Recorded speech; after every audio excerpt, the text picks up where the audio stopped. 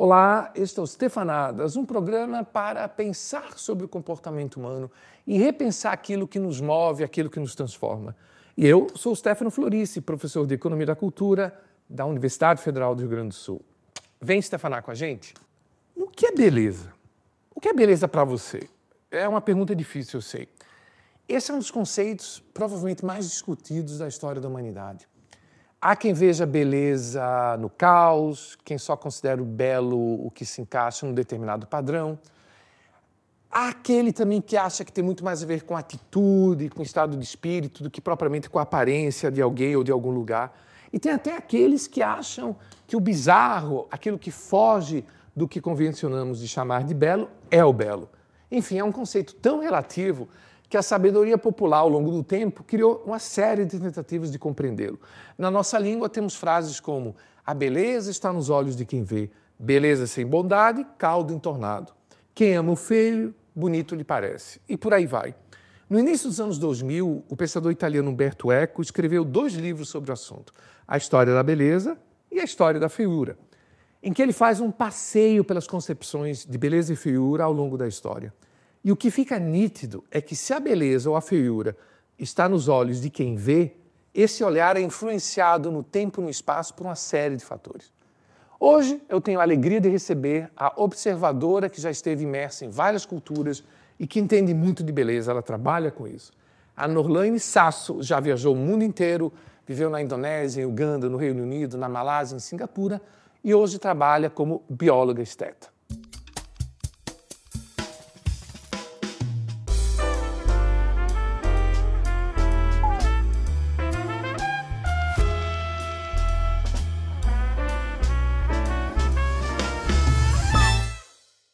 Então, No, se posso te chamar de No, para o pessoal que não sabe, eu conheço a Norlaine já há algum tempo, somos amigos. Então eu vou me dar o direito aqui de manter a nossa intimidade, né, No? Apesar de que eu acho muito fofo esse nome Norlaine, viu?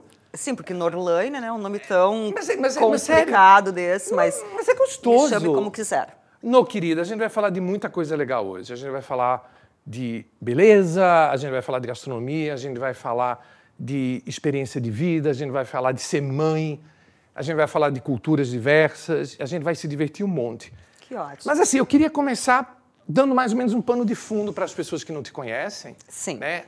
Eu já conheço bastante a No.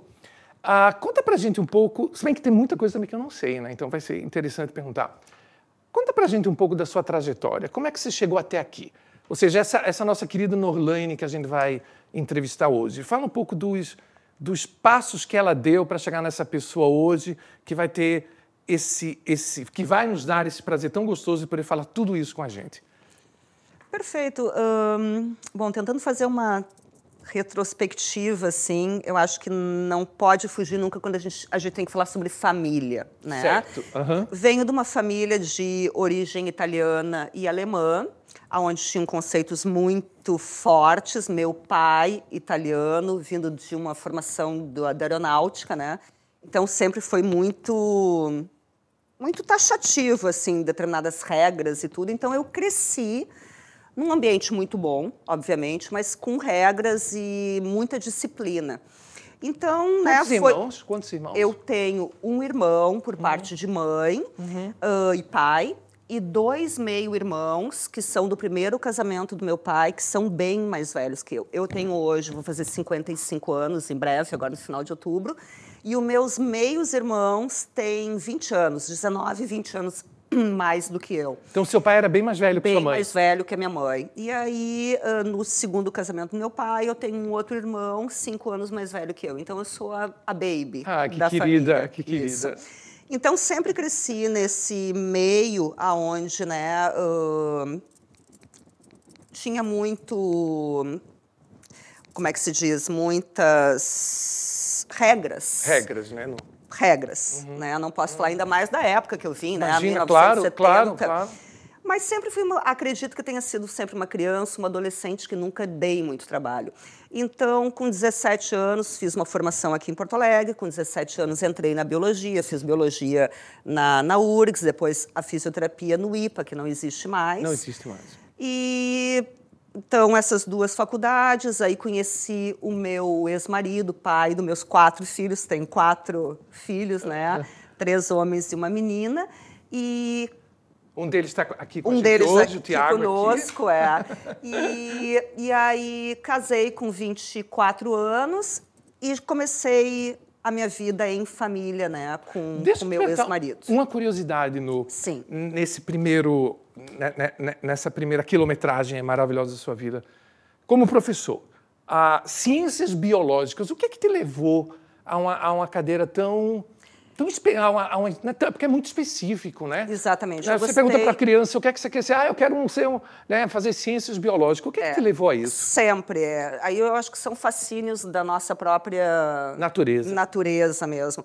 Eu sempre gostei muito de qualquer parte da natureza. Que fofo. Tanto animal quanto vegetal. Eu não gostava muito de estudar o vegetal, mas eu admirava muito o vegetal. Mas, e os minerais, coitados? Os minerais, tadinhos, né? Os tadinhos. Mas tanto é que eu me especializei em genética humana, né? Então eu sempre tive muita paixão pela biologia mesmo, para entender o funcionamento. Coisas de evolução, coisas de desenvolvimento animal, humano. Então, sempre foi meu pensamento, quando eu pensava a nível adulto, do que seria. E nunca mudou. Sempre foi isso. Tanto é que a fisioterapia também não deixa de ser das áreas biológicas, né? Então, eu sempre trilhei esse rumo na minha vida. Você seguiu o seu coração, literalmente, Exatamente. Né? Literalmente, seguiu meu coração. Então, vamos voltar lá para a nossa trilha. Você Exatamente. casou... Aí, com 24 anos, eu casei, fui embora de Porto Alegre, onde sempre foi a minha cidade natal. Tive algumas passagens no Brasil, em outros estados, até que nós fomos embora. Nós fomos embora em 1900 e quase 2000. Perto dos anos 2000, nós fomos embora e aí moramos em vários lugares do mundo, pelo serviço do meu ex-marido, que ele trabalhava numa indústria de cigarro, né? Então, nós tivemos várias oportunidades de vivenciar culturas diferentes, coisas magníficas que a gente encontrou nesse longo tempo. E nesse período você foi mãe, né? Nesses anos. Então, esse é um assunto que eu sempre gosto de falar, porque, para mim, o seguir o meu ex-marido ou uma pessoa em si, isso talvez fique um pouco menosprezado, mas para mim jamais, porque eu sempre imaginei uma vida onde eu pudesse me dedicar muito à minha família e aos meus filhos, principalmente. Desde muito pequena, eu sempre imaginei ter vários filhos, e hoje eu tenho 4. Então, isso realmente, assim, eu te falo com orgulho, porque muitas pessoas, acredito eu, ainda mais num mundo tão capitalista que a gente vive, né, com tantas coisas acontecendo, eu acho que a gente não pode jamais menosprezar o trabalho de uma dona de casa e o trabalho de uma mãe. E isso eu exalto alegria em falar, porque é impagável. Impagável. Não tem a menor sombra de dúvida, querida. Eu assino embaixo. E o que eu sou hoje, eu devo muito à minha mãe, que faleceu esse ano, que também foi uma dona de casa. Né? Eu não teria a estrutura que eu tive se eu não tivesse recebido esse amor. E cá para nós, né? Você e seu marido foram juntos para fora, foi uma dupla, né? Isso foi uma construção de vida em dupla, não é? Família, tudo. Tanto é que, só te cortando um pouco, quando me perguntavam, toda essa trajetória de 20 anos, né, que a gente passou fora, o que eu fazia? E eu exaltava, né, e vinha, eu sou mãe, porque era realmente o que eu precisava fazer naquele momento, meu trabalho era aquele, e com um prazer muito grande, que eu levo até hoje. Não, cá para nós, era a base, né? É a base. Isso era a base, né? Não. Mas eu fico muito feliz que você diga isso, assim, é um ponto super importante, porque é um ponto bastante desvalorizado ainda, né? Você tem muitos preconceitos, apesar de que já houve discussões aqui no Brasil e alguns outros países ocidentais, até sobre questões mesmo de ter uma aposentadoria para a pessoa que dedicou sua vida... Porque, cá para nós, o trabalho de mãe e de dona de casa... São 24 horas, né? 24 horas? Praticamente, Uau! muitas vezes. Pai, né? Nossa, não. Sem férias. Sem férias. Exato. Meu anjo, e então esse período durou quanto tempo? Uns 12 anos fora do Brasil? Fora do Brasil... Ai, é complicado de dizer, mas foram muitos anos. Mas fora daqui foram 20 anos. Foram 20 anos. Aonde todos os meus filhos...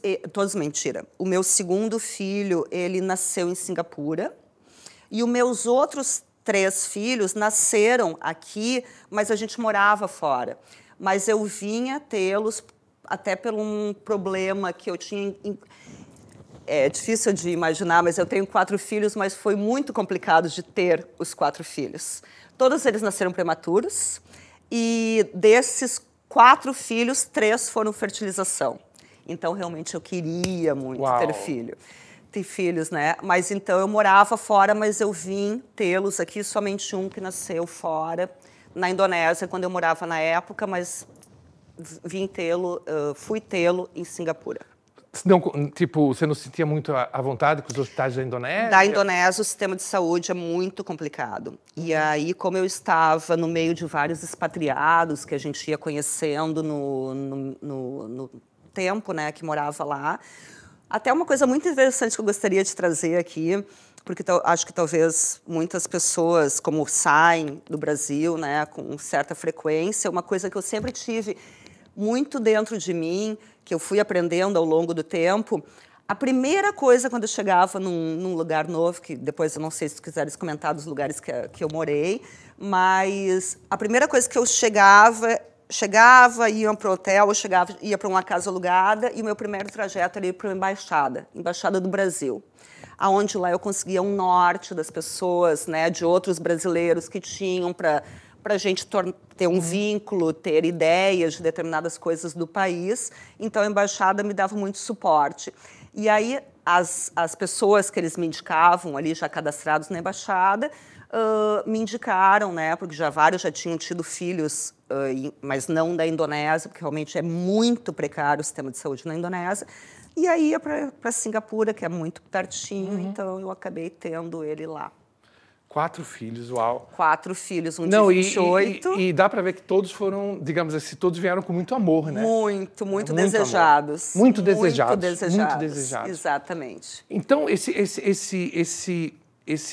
esse período em que você foi intensamente mãe... Sim.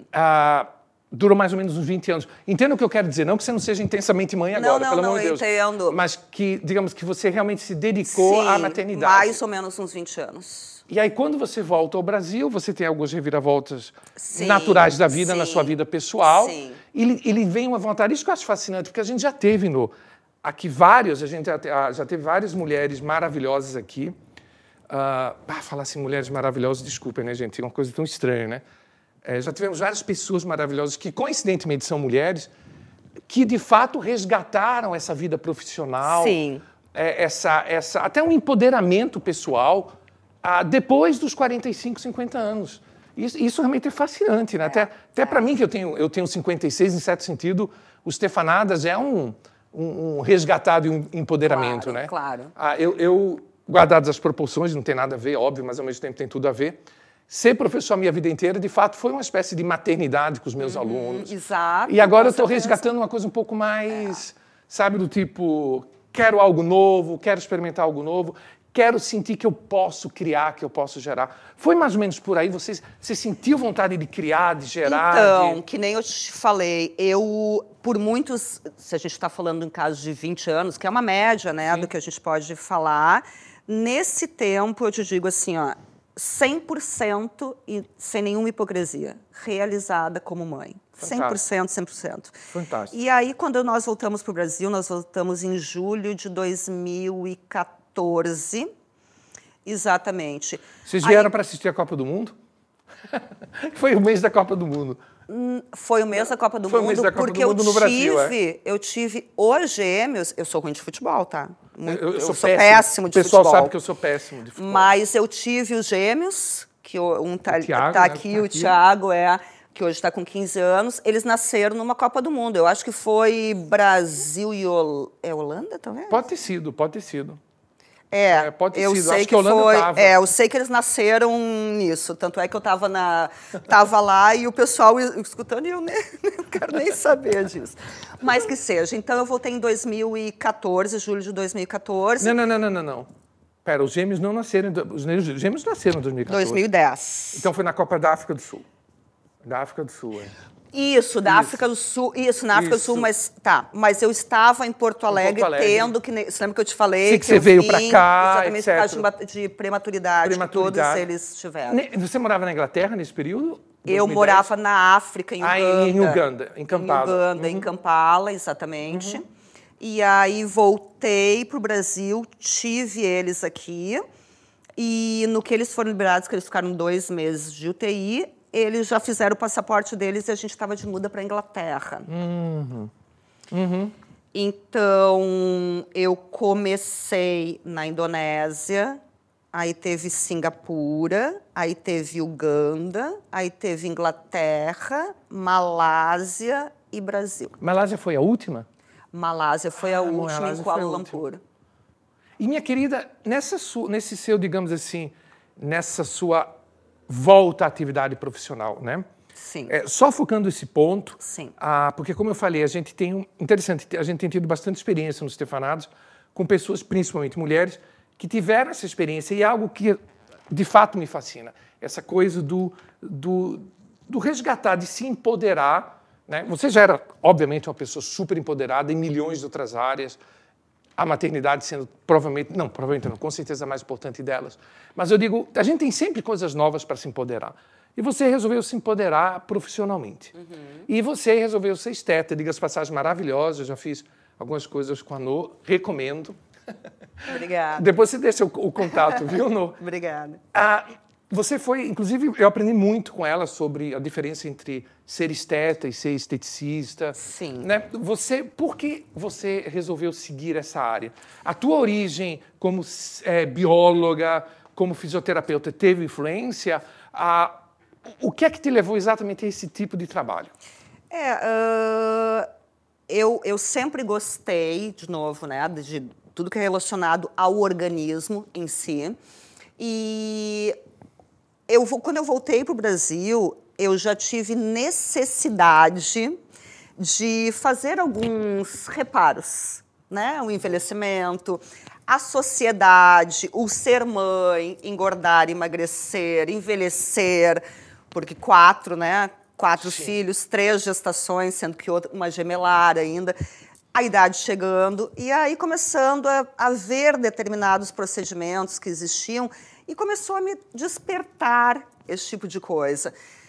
A necessidade, então, principal. E sempre gostei muito da área, né, da saúde, que eu falo, já trabalhei, quando eu morava aqui, eu já trabalhei na Santa Casa, trabalhei no IAPI, no posto IAPI, então, né, várias coisinhas da área da saúde. Já tinha uma basezinha bem legal. Exatamente, que eu já tinha vivenciado.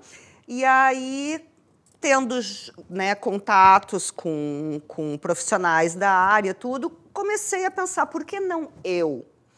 E aí fiquei sabendo, mais ou menos nesse meio tempo, que as minhas habilitações de graduação me dariam, através de pós-graduações, essa oportunidade. Fantástico. E aí, então, eu peguei a biologia, né, e fiz a pós-graduação, que realmente te dá a habilitação em ser esteta. O esteta somente pode exercer através de pós-graduações realizadas, muito embasadas, né, e aprofundadas. Então, é com isso que eu trabalho hoje. Eu trabalho com o corpo humano. E eu acrescentaria uma coisa, conhecendo você, já me adiantando, você gosta das pessoas, você é uma pessoa que faz as pessoas se sentirem à vontade.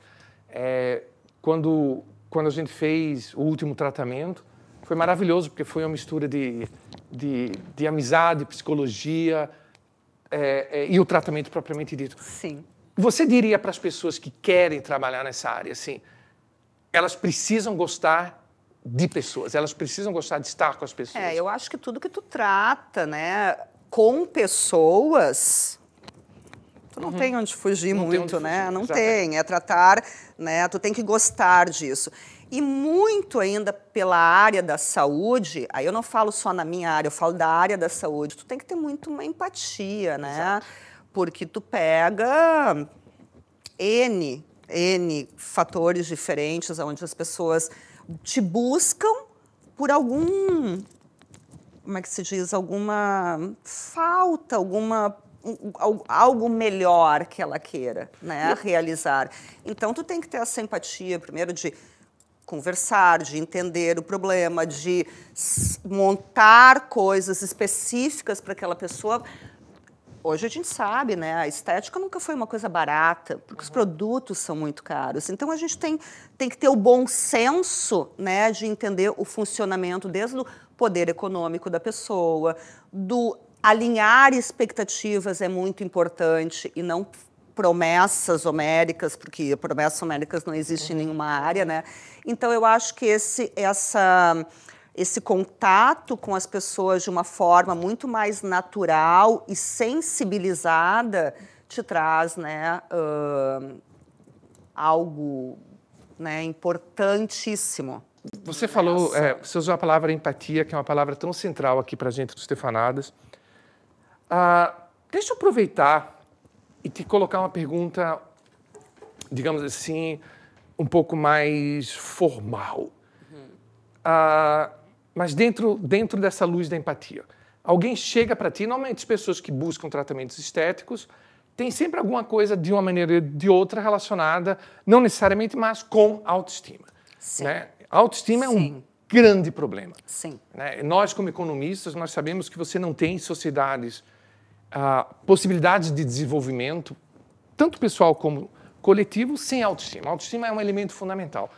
Tu é uma pessoa humana, tu é uma pessoa que tem empatia, tu muito bem colocaste, o profissional que lida com pessoas, particularmente na área da saúde, tem que ter empatia. Então, alguém chega para ti, são pessoas muito diversas.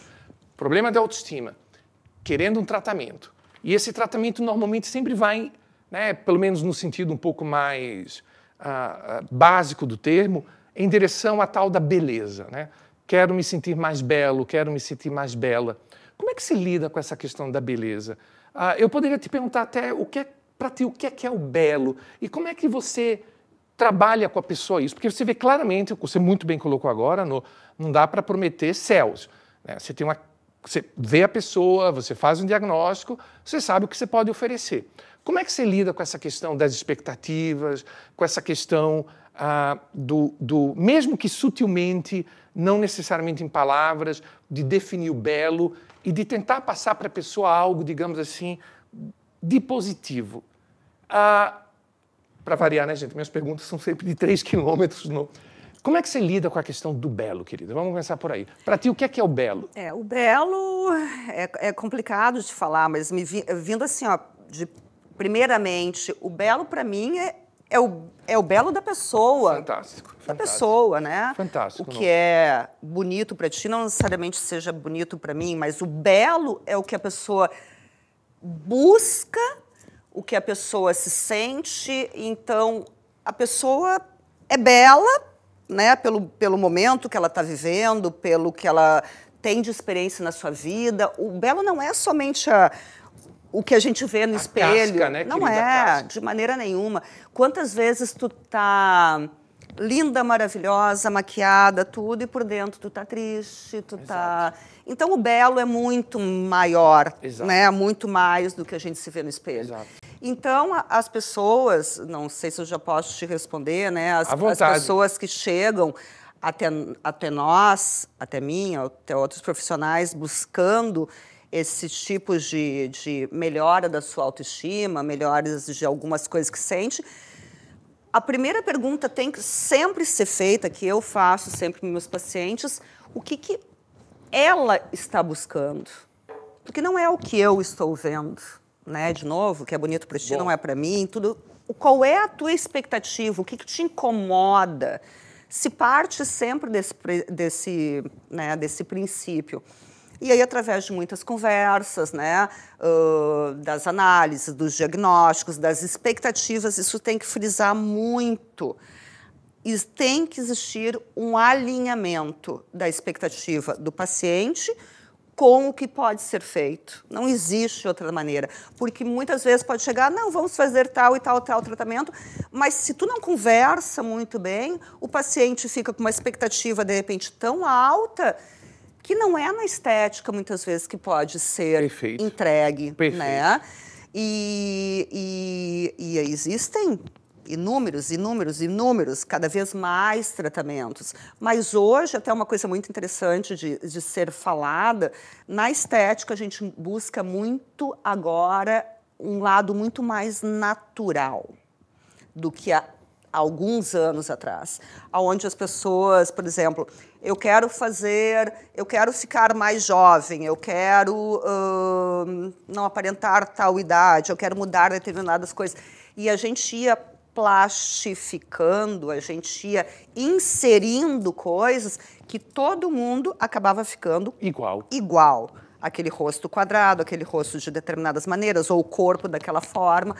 Hoje, os pacientes já não buscam mais isso. Claro que existem muitas outras tecnologias, outras coisas serem feitas na estética, onde se busca o envelhecimento de maneira muito mais natural, e a gente nota o bem que isso faz nas pessoas. Porque não é somente eu querer ficar com o rostinho de 20, 30 anos, que isso já não existiria, não existiu antes, nem existe agora. E nem teria graça, e né? nem teria graça. Nós, mas eu chegar com meus 40, com meus 50, com meus 80... Saudável, bonita. Saudável, bonito... E daquela bem, idade, exatamente. Exato. Envelhecer melhor. É isso cada vez que a gente busca mais, né, na estética em si, ou na medicina de forma natural, e buscando muito o poder regenerativo do próprio corpo. Eu ia lhe perguntar isso, No. Fala a gente trabalha muito com isso agora. Dessa medicina regenerativa. Fala um pouco mais. A medicina regenerativa, ela é fixada em vários pontos, no caso, que é buscar o que tu tem no teu organismo, que tu já não consegue mais, pela tua idade, criar essas células, no caso, que são a base de toda uma estrutura dérmica, né? Porque é onde a gente entra em derme, a gente entra em colágeno, a gente entra em elastina, que é o que a pessoa vai envelhecendo e cada vez vai tendo menos essa estrutura, por isso que as pessoas, né, toda pessoa que envelhece, fica com a pele mais flácida, fica com a pele mais opaca e várias outras coisas, que seja as celulites nas mulheres e várias outras coisas, mas que seja. Hoje a gente busca, através de células que estão no nosso corpo presentes, algo que a gente consiga ativá-las para elas responderem de maneira natural. Fantástico. Então, é isso que a medicina regenerativa trouxe de maneira muito, muito, muito estudada e com muito sucesso. Principalmente hoje, quando a gente fala...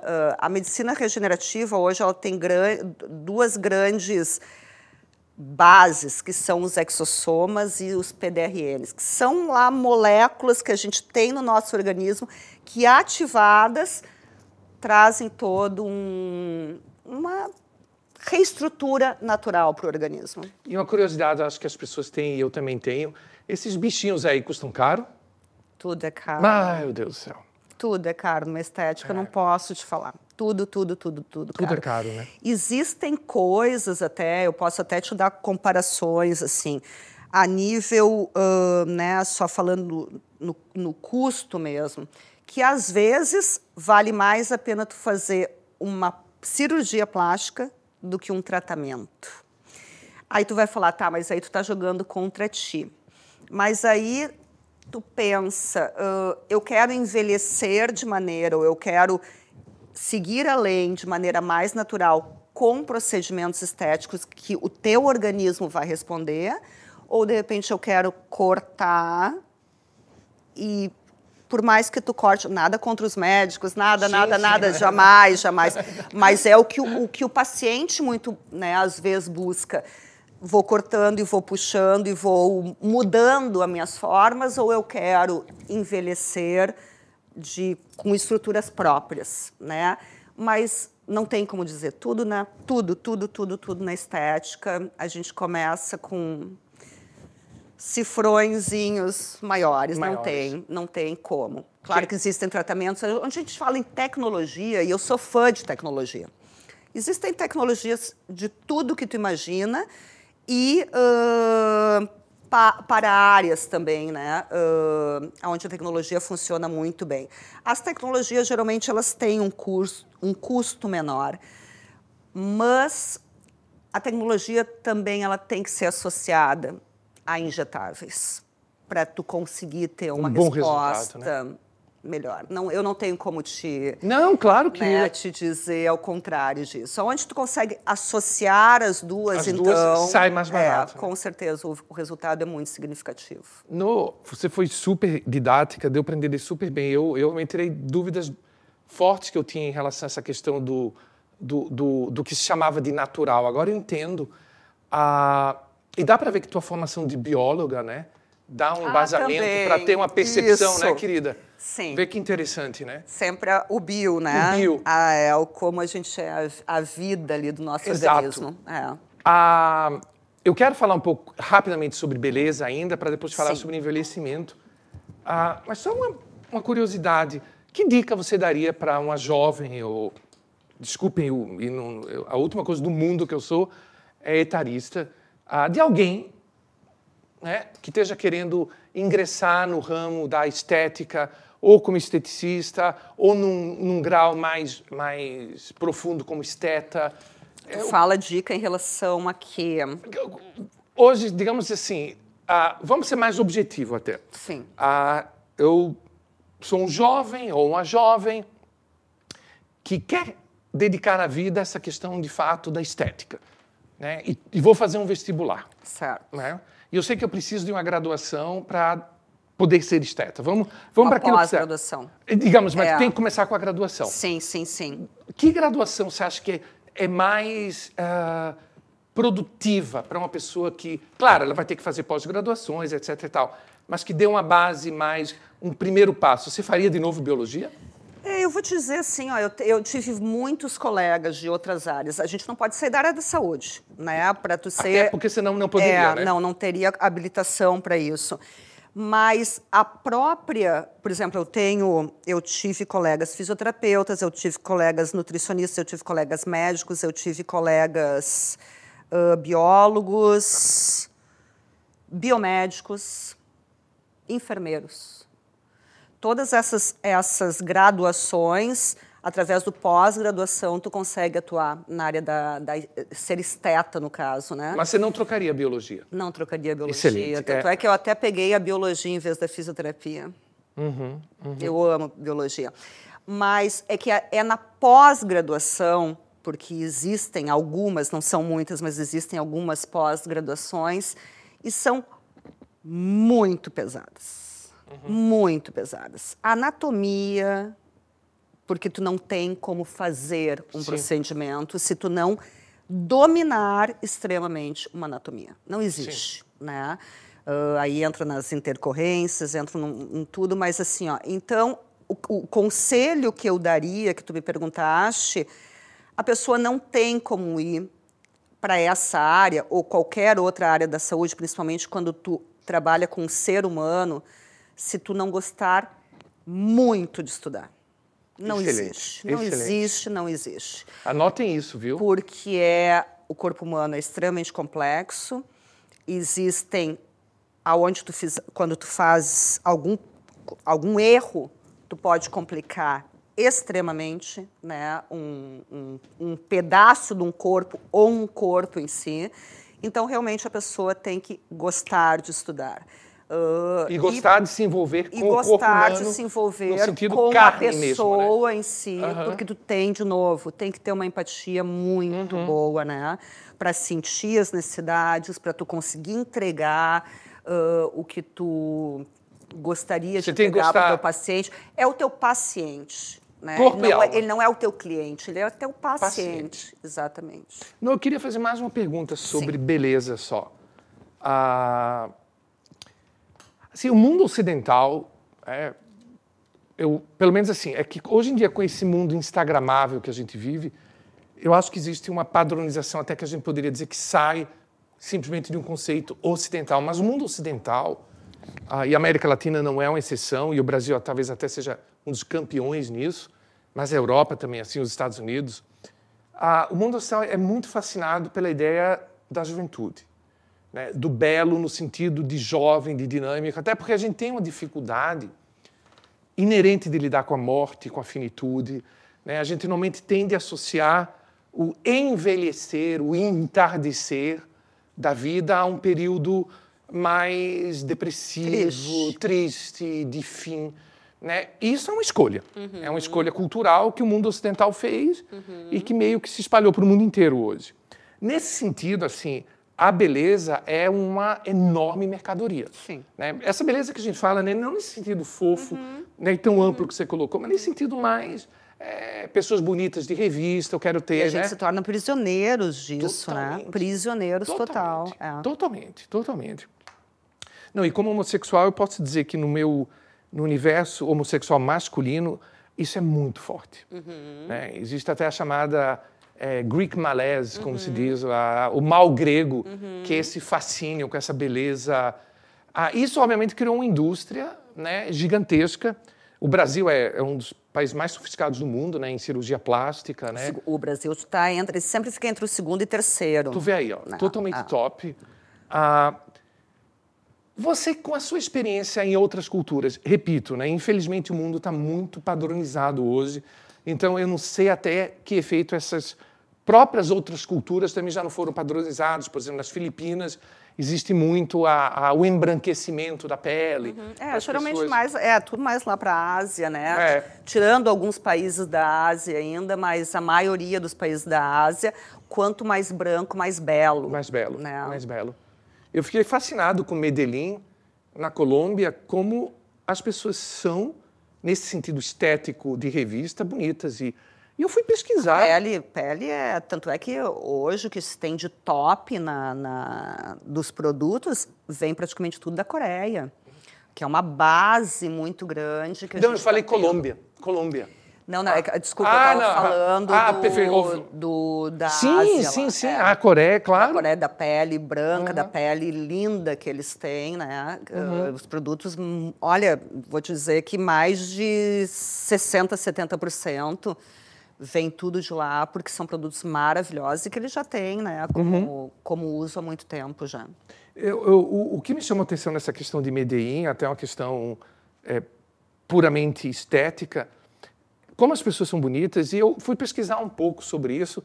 Existe uma cultura muito grande de culto ao corpo na Colômbia, e particularmente, não sei por que razões específicas, em Medellín. E as pessoas são muito saradas, tem uma quantidade impressionante. Existe uma cultura mesmo. Medellín é um grande centro também de halterofilismo. Então, a gente tem, assim, eu dou esse exemplo para falar que a gente tem mais ou menos uma padronização dessa beleza grega, do sarado, do magro, do jovem. Na tua experiência, apesar de ser uma experiência relativamente recente, né, nos últimos 25, 26 anos, mas vivendo em culturas diferentes, né? Vamos deixar Singapura e o Reino Unido de lado, porque eles não contam. Mas a Indonésia, a Uganda e, por que não, também a Malásia, vivendo essas culturas diferentes, alguma coisa lhe chamou a atenção como esteta ou como curiosa? Tipo, uau, as pessoas aqui têm um conceito de beleza um pouco diferente em relação a isso. Essa coisa, sei lá, do corpo sarado não é tão valorizado? Ou você acha que, de fato, isso já virou uma espécie de padronização mundial? Eu acredito numa padronização mundial que já vem há muitas décadas. Mas, falando da Malásia ou da Ásia em si, o conceito deles, eles são magérrimos, né? Magérrimos. Eles buscam pouco peso, assim, imenso, né? A África... Ou pelo menos ao contrário, a Uganda, né?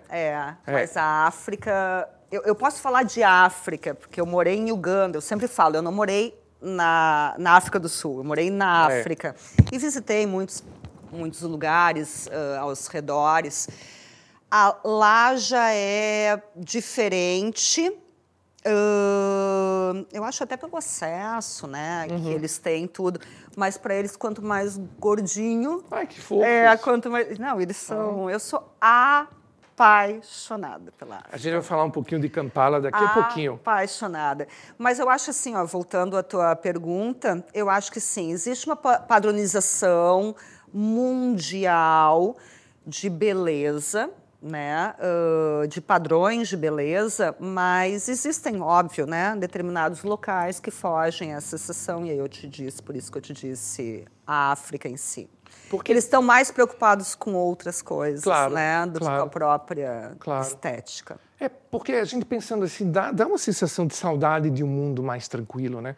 Mais simples, onde a gente não precisasse ter todas essas obsessões. Exatamente. Até porque se cria mais um forte diferencial de classes, né? Os que podem ter e os que não podem ter, né? Exatamente.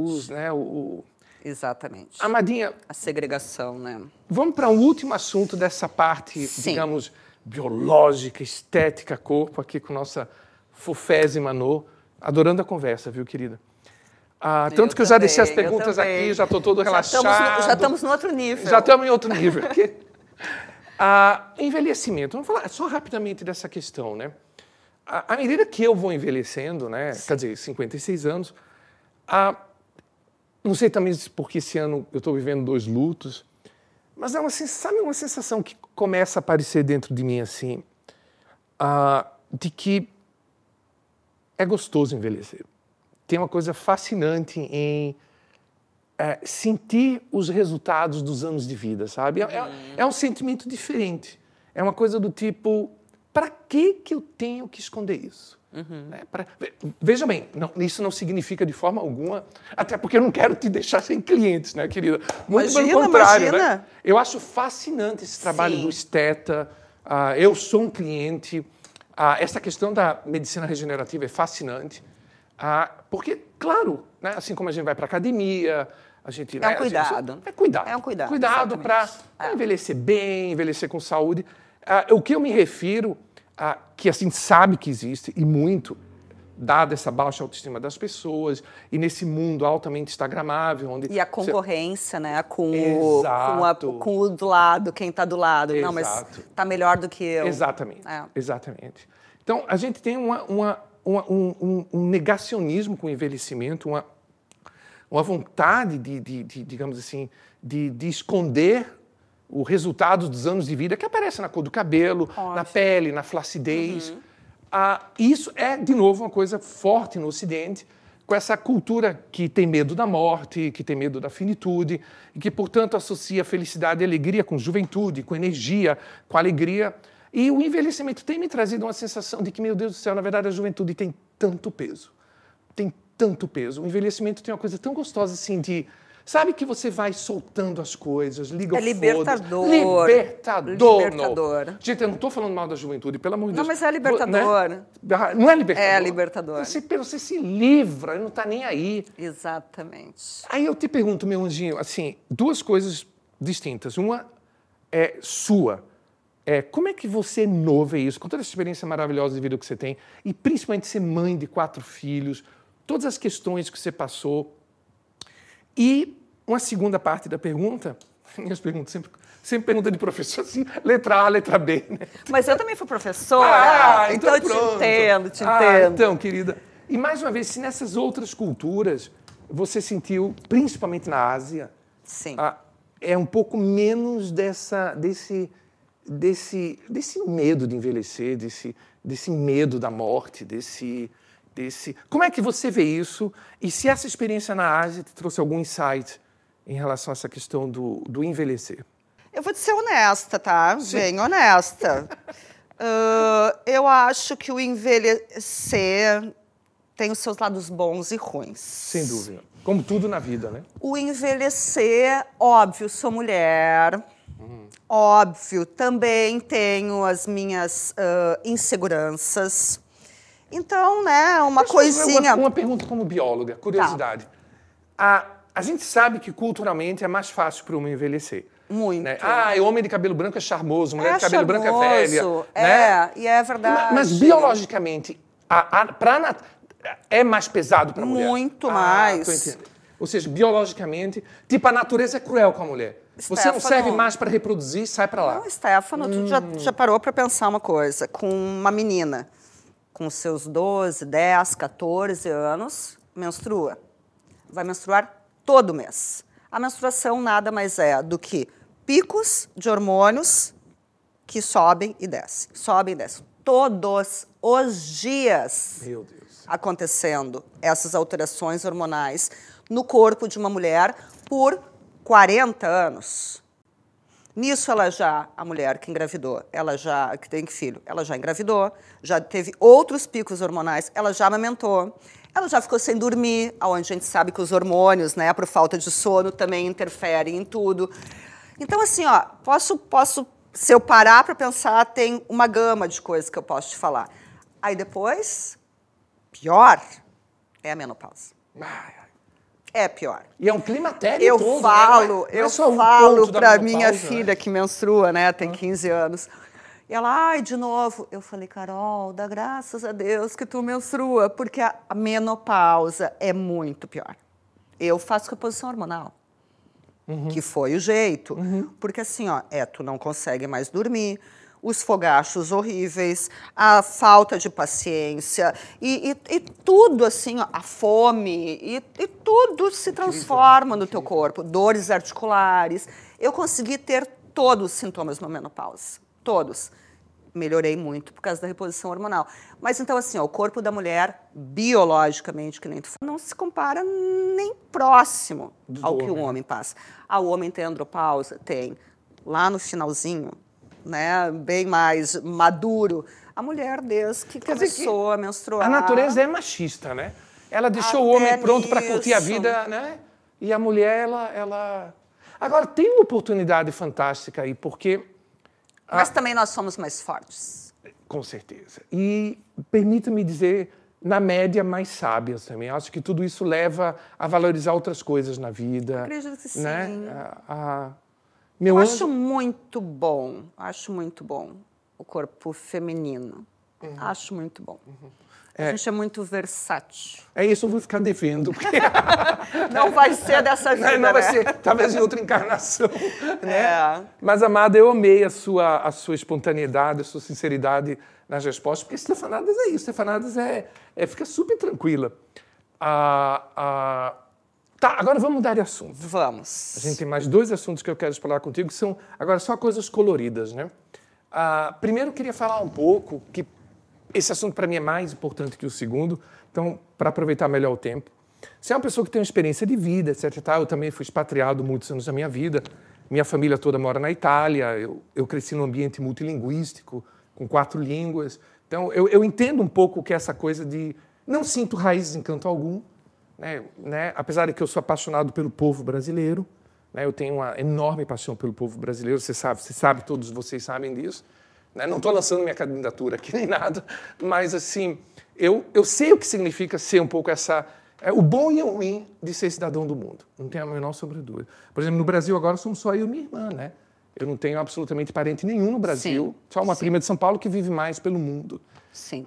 Então, essas misturas culturais, elas são muito ricas. Quando era criança e quando era adolescente, eu me perguntavam por que meus pais resolveram vir para o Brasil, porque eu queria fugir daqui, eu queria neve, ursos polares, né? Eu ia para a Itália, tinha o Lego, a Nutella, que não tinha nada disso, eu me sentia voltando para uma fazenda. Né? Então, as experiências, elas são complexas e são de todo tipo, né? E elas marcam, formam, mas o resultado final normalmente é muito positivo. O resultado final são cabeças mais abertas, são formas de ver o mundo mais ricas. E, nesse sentido, eu queria te pedir a tua experiência. Claro, no seu caso, a experiência foi um pouco diferente. Você não foi filha de imigrantes, você foi depois, mas teve a chance de ver como adulta, tal. Sim. De todas essas experiências que você teve, que não foram poucas, a gente poderia passar horas aqui falando, mas esse programa teve esse foco um pouco também na sua vida, nessa questão do esteticismo e tal. A gente pode até voltar outra vez para falar dessas experiências, mas 2 lugares particularmente me fascinam. A Indonésia, vamos falar levemente sobre isso, e principalmente Uganda. Né? Conta alguma coisa curiosa pra gente. Você contou uma vez uma coisa de trânsito, lembra pra gente, sobre surfar e que foram pra uma praia. Conta uma coisa legal. Sobre a Indonésia. A Indonésia. Porque o que é que você foi pra Jacarta, só pra dar um pano de fundo? Morava em Jacarta. Sabe o quê? 30 milhões de habitantes e um monte de gente. Meu Deus. Não existe. Existe sinaleira, farol, né? O semáforo, né? O semáforo, né? Porque o Estefanadas vai para o Brasil inteiro. E aí a gente começa a falar palavras locais aqui. Mas ninguém respeita, porque é um carro passando por outro carro, e outro carro, e outro carro. E aí foi muita ingenuidade. Quando eu fiquei sabendo que eu ia para a Indonésia, eu vou lá buscar no mapa, né? Que não tinha internet naquela época, não existia nada, ia lá buscar no mapa, tá aqui, Bali, quem é que não ouviu falar em Bali, na Indonésia, tudo? Comprar uma prancha, e o meu filho vai surfar, achando que eu ia, ou eu, que nunca surfei, achei que eu ia fazer algo parecido também. Vou levar ele para a escola de manhã e vou dar uma surfadinha ali, vou para os mares ali surfar. Você achou que Sumatra era Bali, né? 6 horas para te sair. De Jacarta. Sair de Jacarta. Por causa do trânsito. 6 horas. Meu Deus. Eu fui conhecer a primeira praia, que nem era uma praia bonita, não estou falando de Bali, Lombok, nada. Muitos meses depois que eu morava lá, porque o trânsito. E a gente reclama do nosso trânsito, hein? Não. Foi 100 vezes muito mais pior que São Paulo. E se vê batidas, coisas assim? Nada. Ou consegue ter uma harmonia? Nada, não existe o caos se isso. organiza, né? Um vai pro outro, ninguém buzina, nada, só vão um entrando no Você meio se aventurou do outro. a dirigir? Dirigir. Uau. Você se aventurou? Pouco. Eu tinha motorista lá na época, que era mais fácil para nós, até porque é muito difícil dirigir lá. É muita população, é muito carro, não existe, são tudo ruelas. Mesmo em Jacarta? Mesmo em Jacarta. Gente, daquelas avenidonas no centro. E como tem problema de terrorismo, né? Na Indonésia, a empresa disponibilizava para nós. Como é que se comunicava em que língua com o motorista? Só inglês. E ele falava inglês? Sempre. Já era provavelmente pré-requisito. Né? Não, mas eles são a colonização inglesa, né? Então todos falam. Todos falam. O indonesiano, né? Mas todos eles falam inglês, já desde o colégio, tudo. Então, acabou sendo a minha língua padrão em todos os lugares que eu morei. Sim, o inglês, graças a Deus, o inglês é o verdadeiro Esperanto. Sempre assim, Um outro assunto, já vou misturar os dois assuntos. Vamos lá. Um assunto que você adora também, eu já tive a oportunidade de provar sua comida maravilhosa. Tá. Você gosta de gastronomia. E eu sou fascinado por comida. Adoro comida. Eu comi uma vez em Indonésia e Amsterdã, e outra vez em Washington, que eu tinha um casal de amigos cubanos que tinha morado na Indonésia e me fizeram um risoto maravilhoso com camarão, com um monte de coisas. Mas eu conheço muito pouco da comida indonésia, né? Que, na verdade, assim, a Indonésia, na verdade, ela foi colonizada, me permita só essa professoralidade, pelos holandeses, que foram, diga-se de passagem, extremamente cruéis. Sim, foi a colonização terrível. Muito. Terrível. Eu fico muito feliz de saber que, né, tipo, com o inglês consegue se virar nesses... Né, meu anjo? E por isso tem muitos restaurantes indonésios em Amsterdã, né? É uma comida maravilhosa. Qual foi, tem alguma experiência gastronômica que você lembra, que você gosta de dizer na Indonésia, assim, uma comida de rua, aquela coisa do street food no Sudeste da Ásia, deve ser maravilhoso. Mas o street food na Indonésia é mais complicadinho. É quase Índia, no sentido, não fácil, se não quiser ter uma diarreia. É complicado, porque, tipo assim, a gente sai, já nas sinaleiras tipo que nem China. É o grilo frito, é a aranha frita, que nem China. Você nunca provou essas especiarias? Não, essas não. Eu já provei muita coisa, mas isso eu também nunca... não sei se eu conseguiria. Não, realmente não me atraiu. E eu não sou muito fresca para isso, não sou. Certeza, mas eu acho que, né, tudo tem um limitezinho. Mas assim, o que eu te diria da Indonésia, que eram coisas que a gente consumia muito, eu gostava também de fazer e buscava esse tipo de coisa. Frutos do mar. Rico, né? País, tu vai nos supermercados, eles estão vivos. vivos. A lula está viva, o camarão está vivo, o peixe está vivo. Aí tu escolhe. Meu Deus do céu. Aí eles levam lá para dentro e te trazem já morto. Mas, então, muito fresco, né? Então, realmente, assim, ó, para quem gosta, né, desse tipo de culinária, para quem gosta de cozinhar, uma segurança, né, extremamente fresco ali, um produto extremamente de qualidade. E, Amada, vamos agora, porque o nosso tempo passa e a conversa... Bem, agora que para mim a conversa estaria... né, indo a 300 mil... Mas é sempre assim, a gente... Sempre, tá 300 tudo a por gente hora, tem tempo na vida, né? Exatamente, Amada. Vamos um pouco para a África. Tá. Especificamente lá para o Planalto Aí o olho Central. vai brilhar, aí o olho vai brilhar. Vamos, da África. Né, é tão bom a gente poder falar de forma positiva da África. Só fazendo um pouco pano de fundo, a Anô morou em Kampala. Né, capital de Uganda, que fica próximo do Lago Vitória, né? Sim, Victoria Lake. Essa região central do Planalto africano ela é relativamente elevada, então sim, Kampala sim. tem uns 1.200 metros. E né? é muito interessante. O clima é maravilhoso, né? Maravilhoso. Isso eu ia te falar. Pensam África, não sei o quê, mas é um clima maravilhoso. Porque como é um lugar alto, as temperaturas anuais, eles têm as épocas das monções, né, que são períodos de chuva, mas a temperatura não varia de 28 durante o dia e 24 durante a noite. Então, assim, ó, perfeito. Maravilhoso. Muito bom. Essa região da África Central, não só Uganda, mas a Kigali, né, em Ruanda também, assim, são cidades altas, né, em pleno Equador, mas que conseguem ter um clima... assim, Uganda é um país... complexo, né? Obviamente sim. Complexo. Tem uma história sofridíssima de colonização, um dos piores ditadores do século de Amin Dada, e principalmente se você fosse branco ou de origem indiana, você estava ferrado, né? Mas sim. Ele também foi catastrófico com todos os opositores dele. Sim. As minhas reservas um pouco... E Uganda tem muito indiano hoje, atualmente.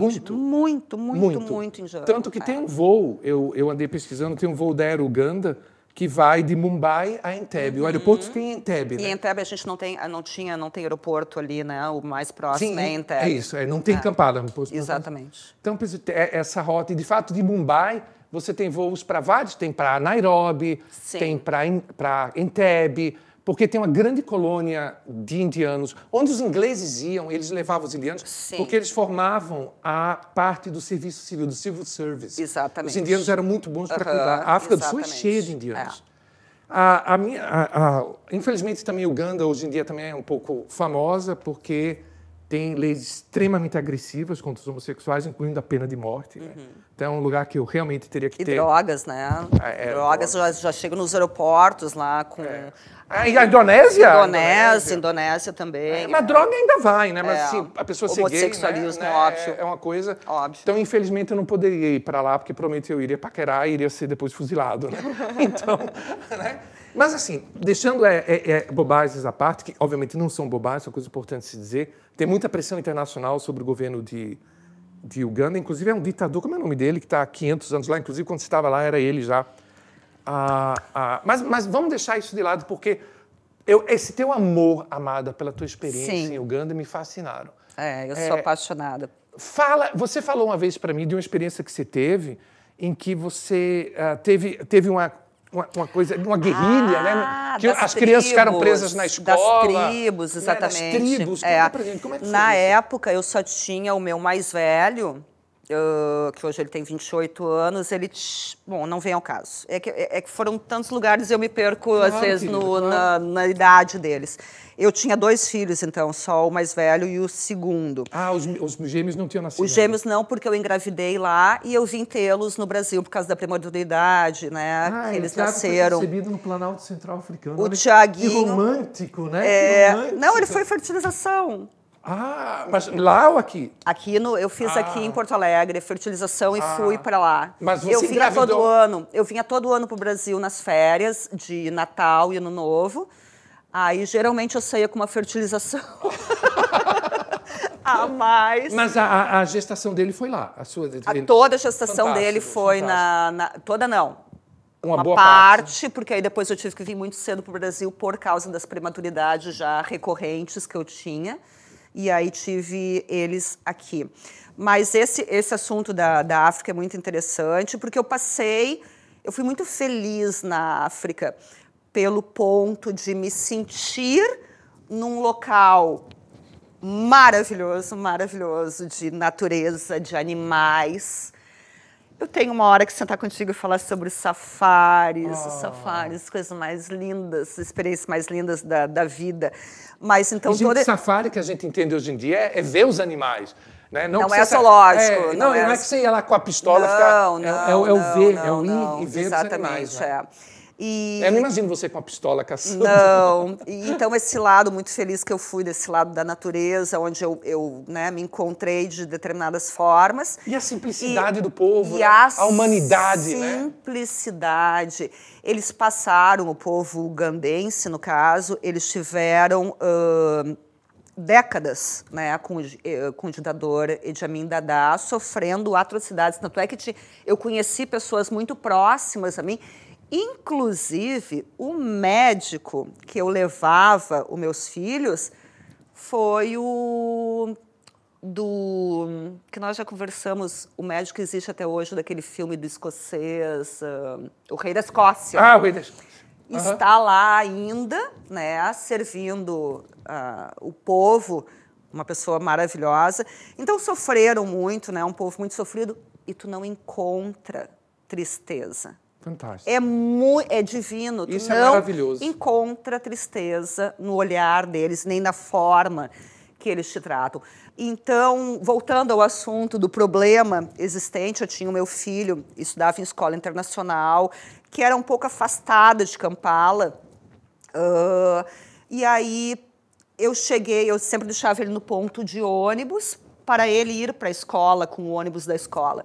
E quando eu voltei, e entre as pessoas que trabalhavam conosco, eles falavam tudo na língua deles. E eu não entendia nada. Eu sempre tratei com eles, né, no inglês e eles comigo também. Porque colonização inglesa, né? Inglesíssima. Exatamente. E aí eu chego em casa e encontro um funcionário falando com outro funcionário, dizendo, olha, tu levou o teu filho para a escola? E eu falei, sim, levei. E o silêncio pairou. E daqui a pouco eu vi, eles iam desligando televisão, iam desligando isso e aquilo, até a Norlane, porque eu já tinha o Giovanni, né, ele estava na escola também ou estava contigo? Ele estava comigo, ele era pequeno, só o mais velho na escola. Nicolas, né? O Nicolas, E aí eu cuidando do Giovanni, até que eu fui entender que existia algum problema. Resumindo, existe o presidente, só que existem as tribos, que são muito fortes até hoje lá. E o rei de uma tribo queria visitar a outra tribo, né, no caso, e não vão. E começaram guerrilhas, começaram a ter esses problemas. Resumindo, nisso me liga uma moça da escola lá e fala, olha, estão fechando a escola, e a gente vai ter que deixar as crianças por aqui. Nisso, cortaram o telefone, cortaram o celular, cortaram o sinal de TV, tudo. E aí, a gente incomunicável. Sem luz. Com o filho. Luz, depois que parou, mas tinham cortado todos os meios de comunicação e o Nicolas lá.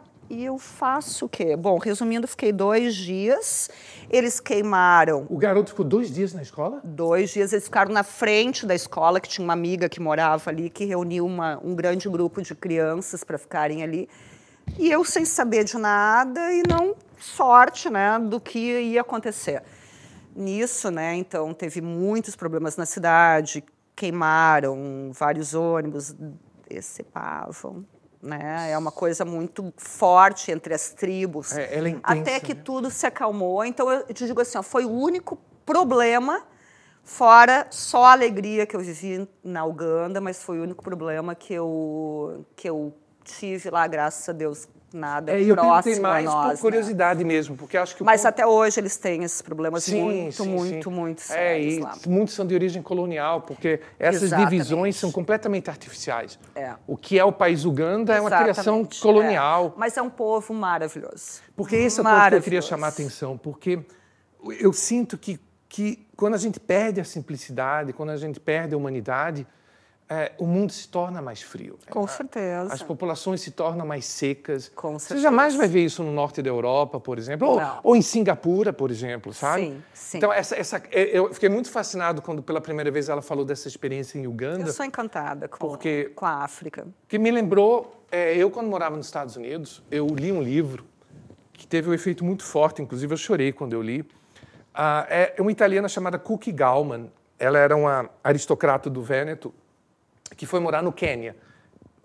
Nessa região, no interior do Quênia, próximo de Angola, né? De Uganda, nessa região do Planalto Central Africano. E a Cookie, ela era bióloga, né? E ela morava na savana. Né? E ela tinha um filho único, que ela amava de paixão. E o garoto italiano, ela e o marido eram italianos, foram morar na África para viver como biólogos, na natureza, amavam os animais, tal. E o garoto, filho único, o garoto amava os animais. E ele criava cobras.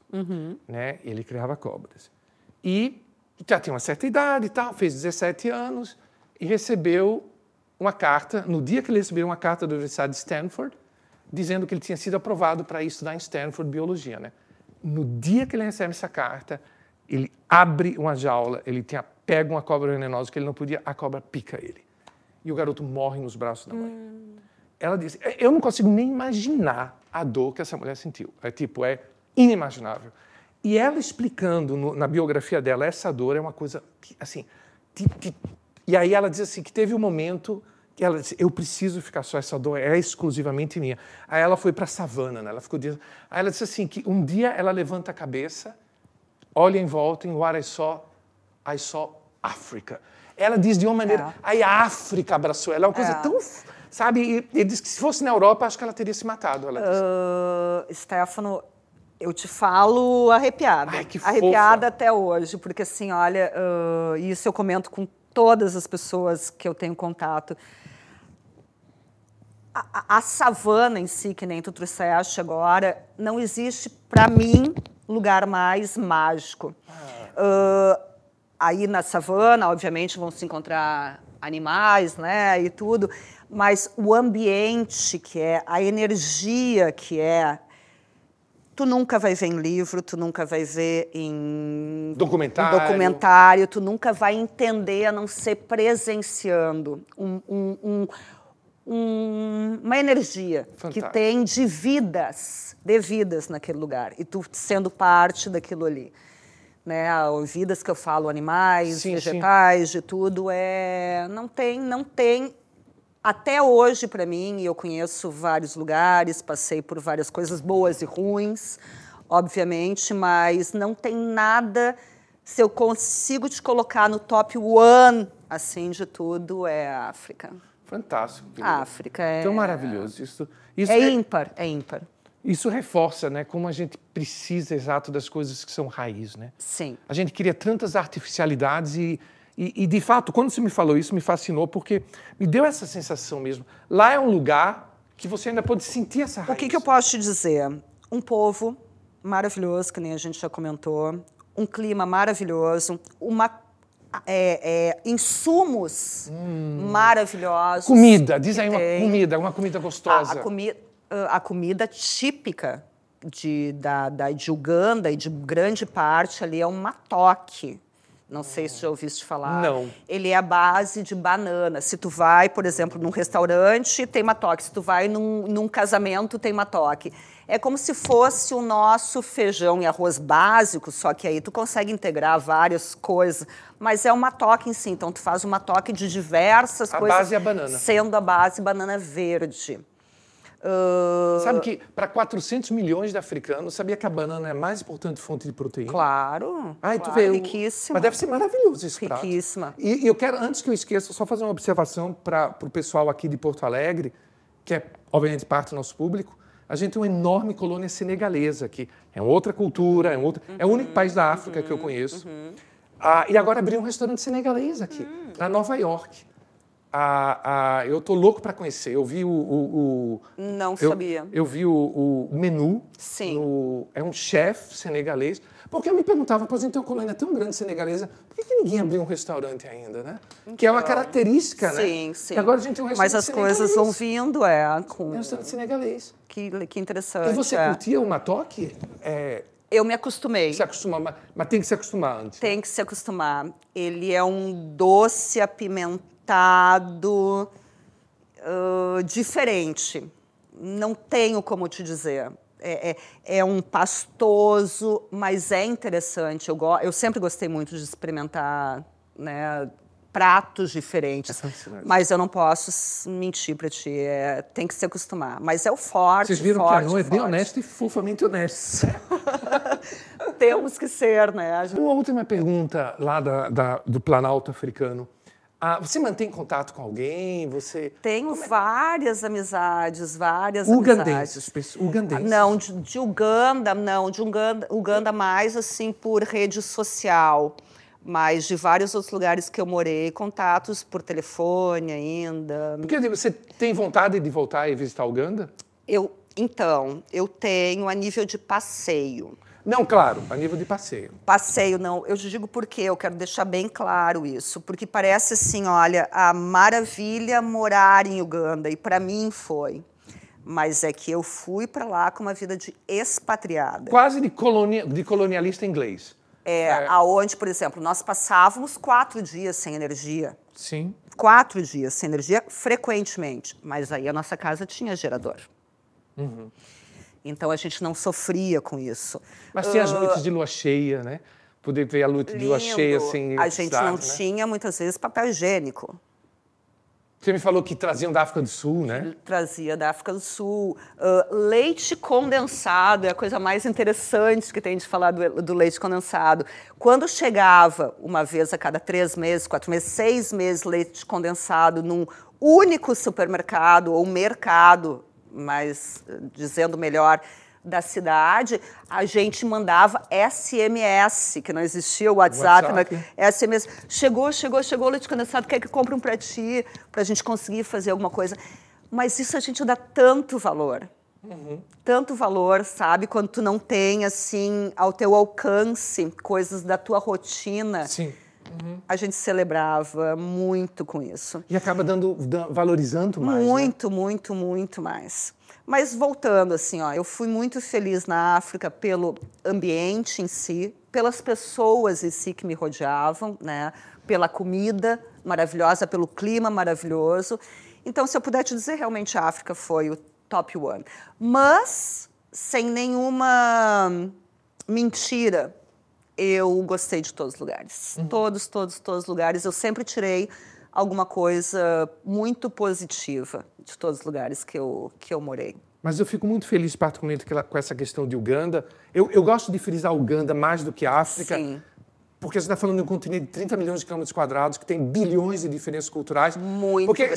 Sabe, quando a gente fala Europa, a gente fala Itália, Portugal. Sim, né? sim. Então, a gente está falando de Uganda, Sim. do Planalto Central.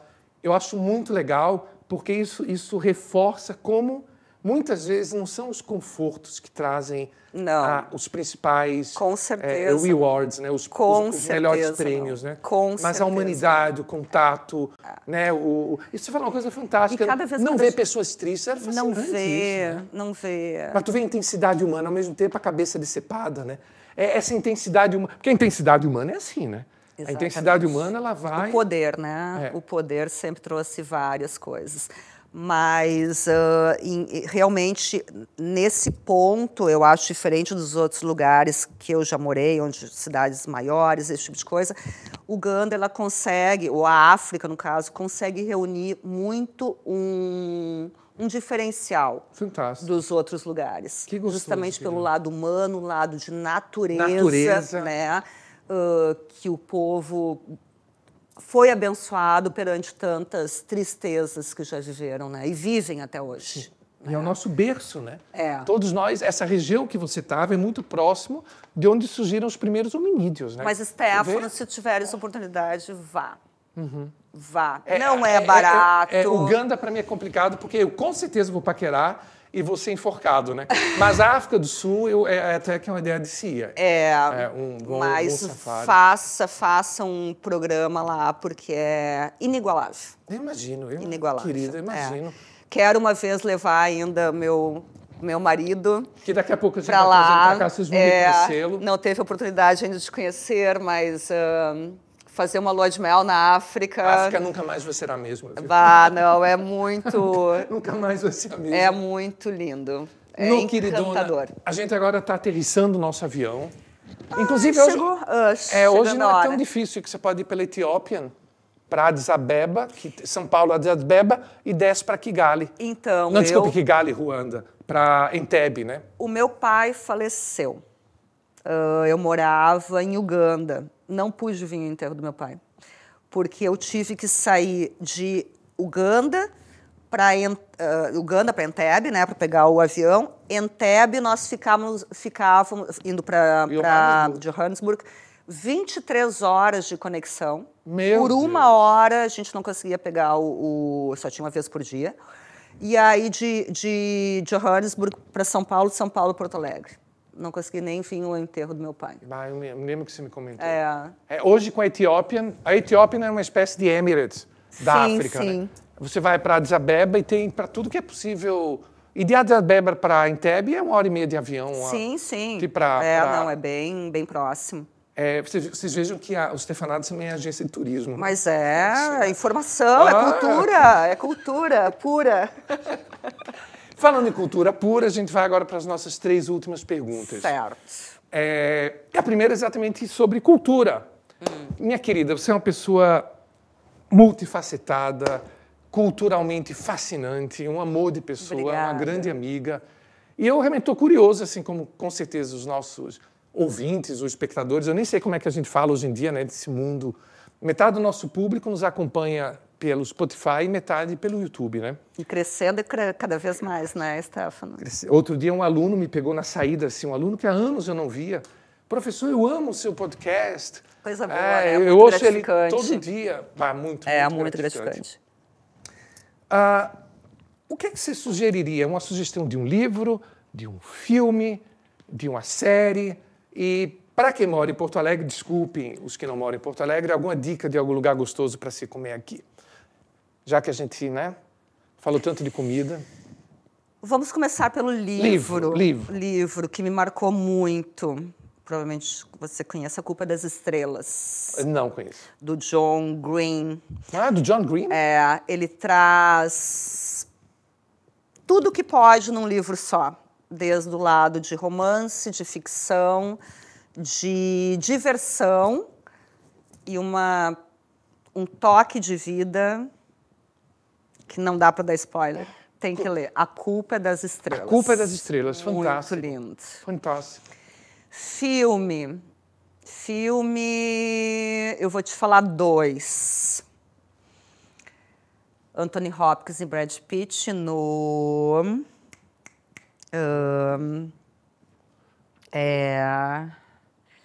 Encontro Marcado com Joey Black. Encontro Marcado com Joey Black. Eu assisti não menos que 6, 8 vezes.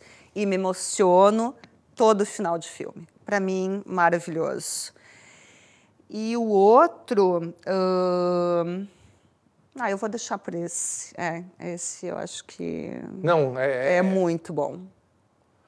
Tem tudo a ver comigo, do meu jeito de ser, do meu jeito que eu sinto a vida. Então são esses dois que eu poderia te falar. Mas que gostoso ter um filme para chamar de seu. Eu me encanto sempre. E uma série que você esteja assistindo agora?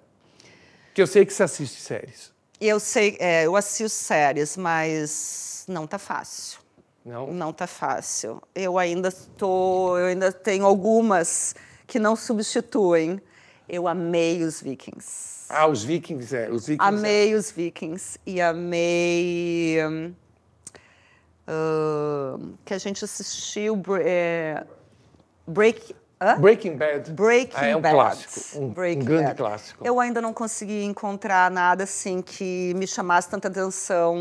Quando você pega uma coisa assim, né? A gente assiste muito programa de culinária, meu marido e eu, muito programa de culinária. Agora a gente está na fase só da culinária. E aí tem diversos. O que é que você sugere para a gente aqui de Porto Alegre, ou se você tiver algum outro lugar no Brasil, um lugar que você gosta de comer? Eu sei que você gosta de comer em casa, você cozinha bem, você se diverte. Mas se você fosse sair na rua? E olha que não é patrocínio, viu? Não, não é patrocínio. Mas eu... Ai, olha, são tantos, eu adoro, a gente adora sair para comer pizza, comer sushi, comer comida internacional. Tem vários lugares aqui. Ai, a gente acaba indo bastante quando a gente sai assim, Coco Bambu. Eu amo. Acho que lá a gente consegue, adoramos frutos do mar, esse tipo de coisa. A gente adora. Coco Bambu é boa dica que tem no Brasil inteiro, né? E é muito rápido, né? Inclusive, é o maior servido. do Brasil fica em Recife.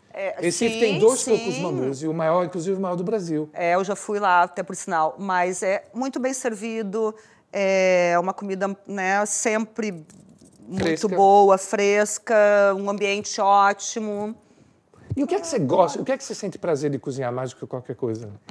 Eu adoro cozinhar. Eu não gosto de cozinhar o dia a dia. Sim. Faço, mas não gosto de cozinhar. Mas sabe aquela, assim, ó, de tu tá de noite, e aí tu fazer uma coisinha, e o final de semana, eu te digo assim, ó, não é exibicionismo, mas cozinho bem. Mas um que você particularmente sente prazer de ser? Eu gosto tudo, sério, tudo me dá prazer, eu gosto de cozinhar. Ontem o meu filho, o Thiago, pediu, ai mãe, eu quero comer um filé com nata. Um clássico alemão gaúcho, maravilhoso. O que tinha hoje? Filé com nata. Aí o Ralph gosta. O Ralph tem esse privilégio também? O Ralph tem, mas ele fala, agora o filho pediu, mas pede, me dá ideias, Eu amo. É que eu venho numa família que gosta, todo mundo, a minha mãe, minha tia, meus filhos, sempre todos cozinharam, meu pai, então... a tradição gaúcha é uma tradição interessante, né? Culturas todas muito ligadas à cozinha, exatamente. à comida. A gente foi criado nisso, né? E os filhos estão indo para o mesmo caminho, assim. Adoro cozinhar. E me diz uma coisa, querida, nossas perguntas clássicas agora. Sim. Eu estou curioso para... A principal delas, qual é o sentido da vida? Não, essa a gente não está fazendo, né? Mas acho até uma pergunta que a gente pode pensar em fazer, né? As perguntas clássicas que o Stephanatos faz para todo mundo, vocês sabem. Se você pudesse escolher a manchete amanhã, quando você acordasse assim, nos jornais, qual seria? E a segunda, que dica você daria para que a gente, no nosso dia a dia, ajudasse a construir um mundo com mais amor? Tá. Te respondendo a primeira, e tudo a ver comigo, né? Que nunca é tarde para a gente recomeçar. Nunca, jamais. E aí eu falo em todos os campos da vida. Eu fui uma pessoa que eu consegui me reinventar, né, perante toda a minha história, que eu falei contigo há pouco. O meu lado profissional, o meu lado próprio, né, de forma tardia. Mas, então, essa seria a manchete para mim, que nunca é tarde quando realmente a gente quer. Né? E a gente busca esse tipo de coisa. Jamais é tarde. Que coisa gostosa. Então, essa seria a minha ideia para hoje. Porque isso eu sinto até hoje e cada vez eu me torno mais consciente de quanto a gente consegue. Que fofa. Independente da idade ou do momento que tu está vivendo. É tão libertador isso, né, gente? Muito gostoso, querida. E a segunda, tornar um mundo melhor. A gente havia conversado isso antes, né, agora do nosso podcast, e eu vou te repetir praticamente as mesmas coisas, que é um embasamento e um ensinamento que eu tento deixar sempre para os meus filhos, porque é o meu legado, né? A base de tudo é o respeito. A base de tudo constrói o amor, constrói a amizade, constrói os relacionamentos com as pessoas, independente de profissionais ou íntimos que seja, mas o respeito é a base de tudo. Então, a gente tem um pouco mais de consideração e noção o como a gente precisa respeitar o outro. Muito interessante. E eu acho que isso é uma construção básica, né, de alicerces para para qualquer outra coisa. Eu concordo plenamente, querida. E no mundo hoje a gente vive uma infantilização, né, dos diálogos, das interações, principalmente no universo das decisões coletivas, isso no mundo inteiro, onde meio que o respeito está meio que se corroendo, né? Se perdendo, né? Mas amei, querida. E antes de me despedir de ti, então, Sim. eu queria mostrar para o nosso público, né, quem é o seu segundo esposo. Meu marido. Ralph, querido, venha cá. Vocês lembram dele, gente? Aqui, ó. Aqui, teve no podcast também. Nosso querido personal trainer, o Ralph, né? Vocês lembram dele? A entrevista maravilhosa que a gente teve aqui. Vem, Tiaguinho, vem dar um beijo na mãe. Vem, Tiago, vem também. Esse é o Tiaguinho. Esse é o Tiago. Olha que lindo, gente. É o terceiro filho. Dá um abraço aqui, querido. Olha que família linda. Vou deixar a despedida não. Ralph é tímido. Ele só é tímido nas câmeras. Ele é super tímido, né? Só nas câmeras. Queridos. Mas que família linda, viu? Tenho. Não, e aquilo que você falou, é um recomeçar e reconstruir em todos os níveis, e com coragem, com alegria, com fé, né, querida? Mas eu vou te dizer assim, olha, Stefano, chego com meus 55 anos e que nem... Hoje a gente falou só de coisas boas, né? Mas a vida nem sempre foi assim, só flores, né? Problemas muito sérios de saúde, com meu filho mais velho, mas eu acho que é onde tu tem algo forte dentro de ti, seja em religiosidade ou... Uma espiritualidade. Exatamente, né? Coisas, né, de estrutura que tu tem, tu consegue vencer tudo, né? E eu te digo assim, olha, eu só tenho a agradecer por todos os ensinamentos, né, que a vida me deu, todas as batalhas que eu consegui vivenciar e ser vitoriosa. Vitoriosa, né? Exatamente. E amigos. E falando em amigos, então, nada mais do que agradecer. Ai, amada, né? eu que agradeço. Realmente foi uma experiência maravilhosa. É uma pessoa iluminada e com grande... como é que se diz? Pedaço do meu coração. Muito obrigada querida, pela oportunidade dada. Amei tudo, né, eu que amei. Eu amei. Tenho certeza que o pessoal amou. Obrigada. Olha, não só pelo que você compartilhou com a gente, no sentido do que a gente falou, do que a gente discutiu, mas essa energia, como você falou muito bem, esse arrepiar da pele, né? Isso faz a diferença. Total. Né? Nossa, isso é o que a gente quer no Stefanada, sabe? É esse arrepio. Mas é que tu dá essa liberdade para nós também. Parabéns. Parabéns por esse sucesso todo que cada vez vai aumentar. Obrigado, mais e querida. mais. Eu fico até sem jeito, gente. Obrigado. Merecido. Grande beijo, obrigada. E eu agora também me despeço de vocês, lembrando que se vocês quiserem fazer comentários, vocês sabem exatamente para onde ir, lá no YouTube, se inscrevam e também sugiram, né? Que ideias vocês teriam para assuntos que a gente possa discutir aqui no Stefanados, que vocês sabem que aqui no Stefanados a gente fala de tudo. A gente só tem um norte, amor e luz, sem energias negativas, sem coisas pesadas. Esse é o norte do Stefanados. Tendo esse norte, né, qualquer coisa que se pode discutir. É válido. Então, sempre. Eu me despeço de todos vocês e até a próxima Stefanadas.